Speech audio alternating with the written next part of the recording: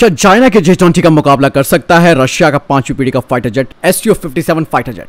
अगर भारत इसे खरीदता है तो क्या ये वाकई में चाइना का मुकाबला करने के लिए तैयार रहेगा? आप सब जानते हैं दोस्तों, रशिया के पास 5वीं पीढ़ी का फाइटर जेट है जो कि Su-57 के नाम से जाना जाता है। हालांकि रशिया ने कई बार इस फाइटर जेट का ऑफर भारत को किया है, लेकिन भारत हमेशा से अपने AMC फाइटर जेट पर जोर देता आया है। हालांकि शुरुआत में भारत रशिया के इस प्रोग्राम में जुड़ने की कोशिश कर रहा था, जो कि FGFA के नाम से आप सब जानते हैं, लेकिन दोस्तों बाद में जब रशिया की तरफ से कोर टेक्नोलॉजी देने से मना किया गया तो भारत ने हाथ पीछे खींच लिए और अपने AMC फाइटर जेट के लिए आगे कदम बढ़ाना शुरू कर दिया।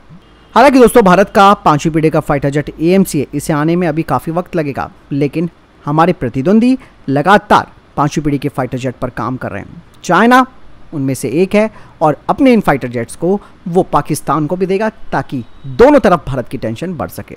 चाइना के पास मौजूदा समय में 200 से अधिक J-20 फाइटर जेट्स हैं और उसके पास J-31 फाइटर जेट भी है। हालांकि इनकी संख्या कम है और इन्हीं J-31 को वो पाकिस्तान को देगा। यहाँ पर भारतीय वायुसेना के लिए टेंशन हो गई है दोस्तों। न जाने हमारा 5वीं पीढ़ी का फाइटर जेट कब तक रेडी हो पाएगा, और उससे पहले अगर पाकिस्तान में 5वीं पीढ़ी का फाइटर जेट शामिल हो जाएगा तो टेंशन तो वाकई में बहुत बड़े स्तर की हो जाएगी। भारत का AMC दोस्तों 2035 से पहले आने वाला नहीं है सामने, ये आप सब जानते हैं, लेकिन इस समय तक चाइना के पास 1000 से ज़्यादा J-20 हो जाएंगे और यही नहीं, चाइना के पास J-31 की संख्या भी बढ़ जाएगी। लेकिन दोस्तों अगर पावर बैलेंस बिगड़ता है तो भारत को 5वीं पीढ़ी के स्टेल्थ फाइटर जेट खरीदने के लिए मजबूर होना पड़ सकता है। और भारत के दो दोस्त रशिया और अमेरिका ये 5वीं पीढ़ी के फाइटर जेट बनाते हैं और भारत को इनमें से किसी एक देश के फाइटर जेट को चुनना हो जाएगा। F-35 भारत ऑब्वियस सी बात है नहीं लेगा, क्योंकि भारत के पास रशिया का S-400 सिस्टम है। लेकिन अब बात आती है भारत के पास एकमात्र ऑप्शन की, वो है Su-57। वहीं दोस्तों डिफेंस एक्सपर्ट्स इस पर काफ़ी चर्चाएं भी शुरू कर चुके हैं। हालांकि जब भारत FGFA प्रोग्राम में शामिल हुआ था तो उस दौरान कुछ और बातें भी सामने आई थी, जिसमें देखा गया था कि Su-57 फाइटर जेट की जो सुपर क्रूज करने की क्षमता है और जो इसकी स्टेल्थ क्षमता है उसमें कमी जाहिर की गई थी HAL के द्वारा। इसके अलावा इंडियन एयरफोर्स को 2 सीट वाला वेरिएंट चाहिए था, इसलिए 2018 में भारत ने अपने आप को अलग कर दिया, लेकिन रशिया इसका ऑफर करता रहा है। Su-57 जिसकी खासियतों की अगर बात की जाए तो ये ट्विन इंजन वाला stealth multi role fighter jet है और रशिया की एयरफोर्स में शामिल हो चुका है और इस फाइटर जेट में अत्याधुनिक क्षमताएं जोड़ी गई हैं। इसका इंजन काफ़ी ताकतवर है, जैसे कि AL-51 स्टेज 2 इंजन इसमें लगाया गया है, जो कि इस फाइटर जेट को सुपर क्रूज करने की सुविधा प्रदान करता है और इसका जो इंजन आउटपुट है वो इसे मैक 1.6 की अधिकतम गति भी देता है। दरअसल स्टेज 2 इंजन जो है वो इस फाइटर जेट की जो स्टेल्थ क्षमता है उसे बढ़ाता है।